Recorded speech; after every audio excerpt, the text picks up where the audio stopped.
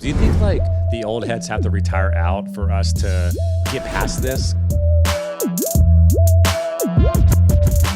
Karin, we were actually on the podcast. I feel like it was 4 years ago now, but you're a multi guest now on the podcast. This is exciting. We're in Cannes, France, obviously at Sport Beach, but I was excited to talk to you just to talk shop about what you do every day for athletes, for players, both active, retired, all those different things. So. Can you just like give the listeners a little bit of a background of where you've been and what you're doing? Yeah. So we're on year 3 of Content Capital. We go by CCG Social, but probably feels like 30 years. But. It feels like 30 years. But we are a creative social agency specifically working on athlete social channels. Yep. Or essentially like public figure social channels. So instead of managing a brand, we are helping craft and build the brand of a public figure or an athlete through their social channels. Okay, so walk me through that, because we were just talking before this, we sat down, about how intimate we all get it, right? Like our social media, when we want to post a picture, you're like looking at filters, you're like, oh my God, my eyes look weird. Like people are very, very particular about their social media, and athletes are no different, and I think you can understand that. So how do you approach as you bring on new clients? If you have any examples of just like how you help them, because it is such like an intimate thing, their personal brand. Yeah, it's I didn't quite understand the magnitude of how different it would be, because I've spent 15 years working on sports media, social, like with LeBron, Red Bull, so it was very athlete-centric social. But when you switch it to posting for an individual, I always say like a PR agent is writing a press release, sending it out, but they're not writing as if from the voice of an athlete. Ghostwriting, yeah. So it's like probably nerve-wracking to do a press release, but it's different when you're actually posting as if the person is posting. So it's a very intimate experience. To be honest, like it's kind of crazy the relationship you build with the athlete, because you have to start to understand like how they think, how they write, how they talk, who their relationships are with, like who we want to tag. You're almost selling trust over content. 100%, right? I would say. And that like they want to be around you and hang out with you, and like because if that doesn't work, then it doesn't matter how creative the content is. Yeah, and even to get the content is a trust exercise. Yeah. Like we have to come and be like, hey, this is a cool trend. We have to get this video of you. I won't make you look bad. Yeah. And we usually are like, just trust it. So the process we go through is we do get to know them. They do a questionnaire of like, even like what skin tone do you use in emojis? Yeah. Like what's your nicknames? What are like relationships you want to amplify? What are things you don't? So we kind of go through all that. You get to know them. And then everything is approved via text, but so they get to see it and approve it. But it's a little bit of a, you slowly get in a process of like, okay, they like these things, they don't like these things. Course. They're going to say no to some stuff. Here's the one thing that's going to get them to say yes. Yep. And you build over time, and once you get going, it becomes like you're in their mind, like what they want to post. And then you also know on the other side, like what fans want and what performs well. So it's kind of like merging those two worlds. Yeah, you and I have shared this over multiple lunches and dinners and all that stuff, but it's like, I started my career working on Kobe Bryant's social. Now, 12 years ago, back then, they were like, I'll have my cousin do it, or I want this for free because working with me can get you the logo on the website. I've always shared with you, it's so awesome you've built a company around this, because things have changed, but you're really seeing athletes and people that don't have a social media presence at all, like, oh, I want to double down on this. I see the value. And it just shows like how digital and social is becoming the forefront of media now. Yeah, totally. I mean, it's the only medium that you can speak directly to fans, and you can directly shape your own brand. So you're not having to like try to get someone to tell this story about this, or try to push this new brand you're talking about. Like you can create the storytelling, you can tell the story out of your own words versus trying to have somebody else synthesize it. Yeah. And some of the athlete channels are bigger than media agents, like media companies. 100%. So you're like, I always say like, if LeBron has 200 million followers and ESPN has 90 million followers, who is media? Who is really in charge here? So it's a really fun space. It's great. And I think athletes, it's just like you can't expect them to be the best in the world at their sport and then also be like after a game like curating a carousel. Right. They're not. Like, yeah. so we take all that off their plate. Yep. And they do really see the results really quickly. Like really within like a couple months, like people are coming up to them being like, oh, I love your post, or like, you're so good on TikTok. Yeah. And we have athletes where like half the people that talk to me come up to me from TikTok, half come from football. Wow. So like they become equal. I brag about you a lot, especially with Richard Jefferson and what he did on TikTok, amassing well over 1 million followers with your strategy. And he's so great too, to your point about an amazing athlete, but also like a creator and down to like connect with his audience and go in trends that even I'm sure some of those didn't make sense to him. Like, I'll do it. Let's have some fun here. Because oftentimes I think a lot of people just say that this is not going to work for this athlete or this athlete. But with Richard, for example, it's like you were talking earlier too, like a lot of people don't even know that he was an incredible guy on the Nets that went to the NBA finals or played at Arizona. They know him as the TikTok dude that's super relatable. Yeah. You know? He's like, there's a whole undercurrent in the comments where people are like, I saw the TikTok guy on ESPN.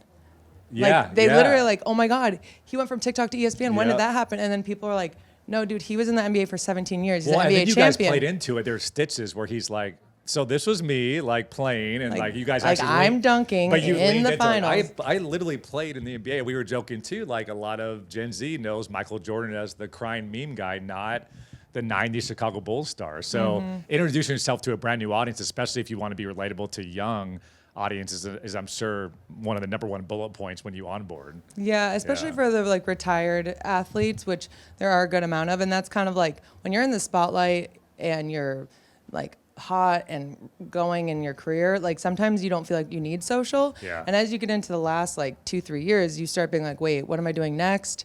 How am I? And you're like, this is a big How do tool. I leverage my platform? How do I double down, parlay my success on different mediums, right? So I think Yeah. it's actually a big element of like the clients we get is like people who are kind of like planning their next phase, or like a Richard, like I'm in my next phase. I should have capitalized on this when I was Yeah. playing, but I Yeah. didn't. So yeah, but it's fun because then they do get a whole new like kind of like lease on Yeah. their brand, and they get second career, yeah. Yeah. So like Andre Agassi's one that like, you know, so iconic. And now Gen Z are doing all these TikToks about his fashion and how he actually like inspired Virgil Abloh and like he's the most iconic athlete in fashion. So interesting. And he doesn't have any idea that's happening, but I'm like, Yo, there's some talk going on about like you, yeah. the kids are like copying your style now, but they don't even really know. I think they knew he played tennis, but like not really. Yeah. So it's kind of fun to refresh that and play with that, and like kind of it's exciting because he's kind of like, I didn't know that, and That's awesome. yeah, so it's fun. Did you know I have a newsletter? Yes, every month I drop insights, best practices, resources, some of the top content performing on social media. If you're interested in signing up, it's stndigital.com/DB. That's stndigital.com/DB. Join the newsletter and get all the value. Now back to the show. I wanted to ask you about brands because you and I have talked about this. I talk about it with all of our different colleagues. Like, so many sponsors and brands hijack the culture rather than create with it. And I know you've had this experience with different partners or brands that your athletes work with where they just want a call to action. They want to create an infomercial. And you have to come in and say, no, like there's this really cool trend and like, let's lean on his personality and create a piece of content that would work whether the sponsor's involved or not.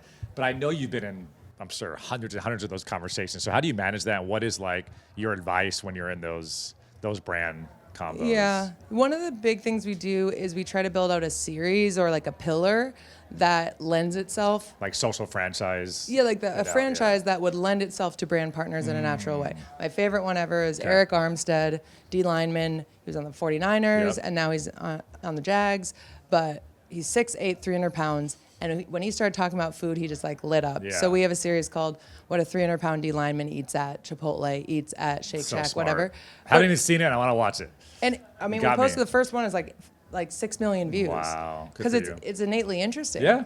And he loves talking about it. And now, but then you've got yourself a package that's like, do you want us to do it at Panda Express? Do you want us to do it at Shake Shack? Like, who wants to be involved? I do think that's where brands are missing. Yes. Not enough of them are seeing those opportunities.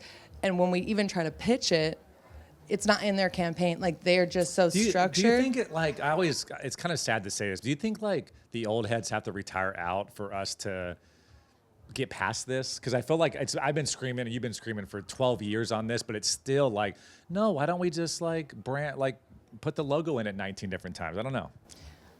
I think it has to do with kind of like the campaign structure. Like people at every brand is saying, okay, we have this campaign with this much money. This is our messaging. It's a media buy more so than. We slot in who's the people. And then they were like, here's the script to say, come to Shake Shack on Sunday. Yes. And then it gets a little wonky because then the athlete is the end of the chain being like, okay. Yeah. And so but if you were to just say what's an always on like entertaining thing to bring the brand like top of mind to people, then I think that works better. But it's been hard to sell in the series. They just really are like, no, read the script. This is our campaign. Do the thing. And so I think that's where there's like could be more opportunity to just save a little budget to be like, here's some like wiggle room, always on stuff. Yeah. But actually, to be honest, sometimes brand campaigns are so strict and rigid that we are like, let's do it. Let's not add any creativity. Wow. Like, let's do exactly what they want. Let's just because it's like that's what they want. And if we try to add creativity, then we have to reshoot it. 400 red tape meetings. So you kind of have to go in from the beginning with somebody who's like, let's do something cool. And if they're not, you almost just check the box. Okay, we'd rather not check the box, but it's gonna like, it's gonna tank. Yeah, it's not gonna get engagement. Yeah. But also like there's a whole creative team behind this, and you guys thought of this, and you thought of the caption and all these things. So the value there is I'm an athlete. I'm going to deliver the brief. Yeah. Yeah. And like Alex Earle was talking yesterday, where she's like went back to Microsoft and was like, I think we could do this better. And they allowed her to, and it did really well. And the ROI just is exponential when you're open to that. But to your point, like, nope, this is the media buy. We want it like this. Like, okay, we'll check the box. But you can get 100x more reach if you do this right. Speaking of reach, I've just been like telling clients and screaming from the rooftops as well, my little different rants. But this idea of shareability and discoverability over followers. And I think this means a lot for athletes where they amass this huge following. But now TikTok and Instagram is like, no, we want to like figure out if this works. Then we'll push it to the For You page. Then we'll push it to the Explore tab rather than guaranteeing 3% of your audience is going to see it.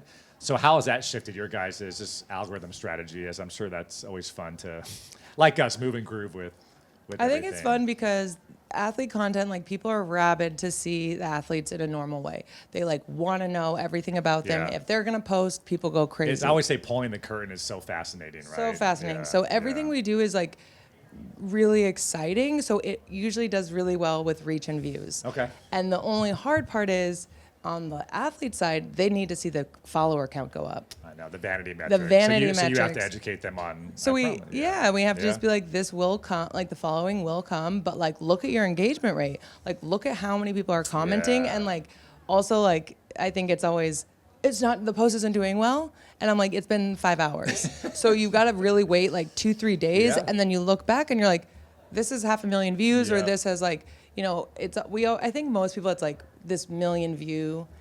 If it gets 1 million views or more, that's another vanity. This is a gold star, but it's like to consistently get 200,000, 300,000 views on videos, like that's a lot of people you're reaching every day. Yeah. So I think it's almost just for us, it's good because the stuff that they post gets on the discovery page.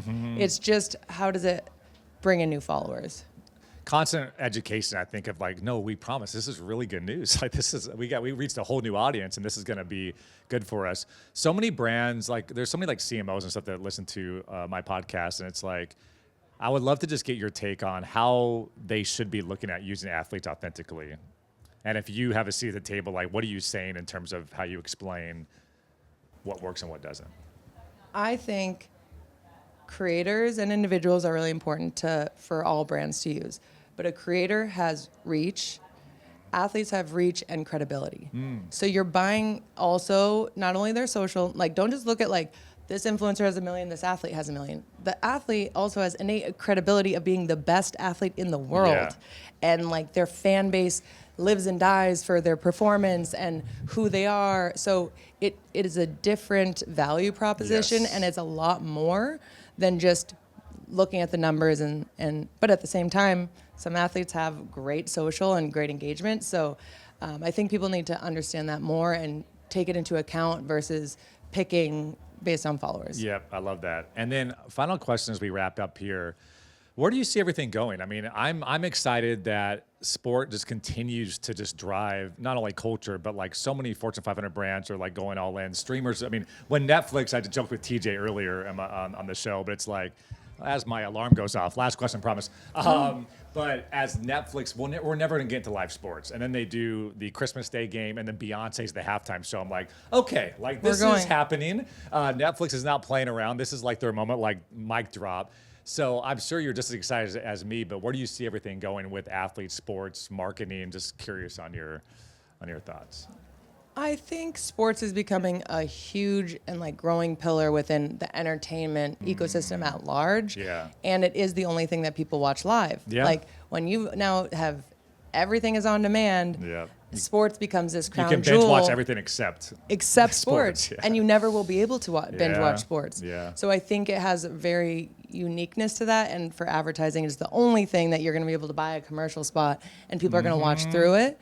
So I think that Netflix, I'm sure, will find creative ways to do it, but all the streaming partners are going to start to get in on this. And it's good for the sport. Like, the media rights deal is diversified. tech money. And, yeah, tech money. Like, Yeah. let's give Amazon Thursday Night Football, like, great. Yeah. And then it gives everything, like, everyone has more negotiating power. And then it goes global, too, which is a whole other thing. So I love it.